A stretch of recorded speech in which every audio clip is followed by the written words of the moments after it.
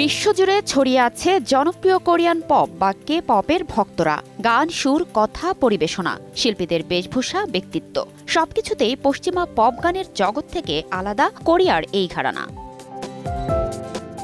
দক্ষিণ কোরিয়ার এই ঘরানার জনপ্রিয় ব্যান্ড ব্ল্যাকপিঙ্ক। জিসু, জেনি, রোজে এবং লিসা এই ব্যান্ডের পরিচিত মুখ।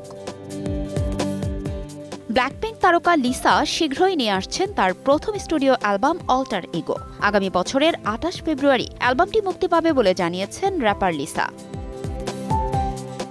এর আগে এমটিভি ইউরোপ মিউজিক অ্যাওয়ার্ডসে জোড়া পুরস্কার পান এই তারকা। নিউ উইমেন গানের জন্য সেরা কোলাবোরেশনের পুরস্কার এবং একই সঙ্গে বিগেস্ট ফ্যান্স পুরস্কার পান এই শিল্পী।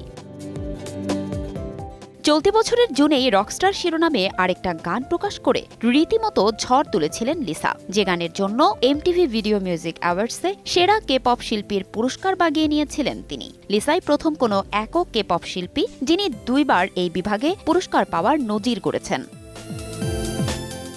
১৩ বছর বয়স থেকে দক্ষিণ কোরিয়ায় থিতু হন থাইল্যান্ডের মেয়ে লিসা। ২০১৬ সালে যোগ দেন ব্ল্যাকপিঙ্কে। এরপর কেবলই অর্জনের গল্প।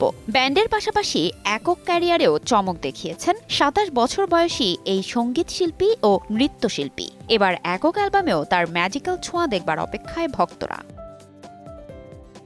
ফারজানা লিনা, সময় সংবাদ।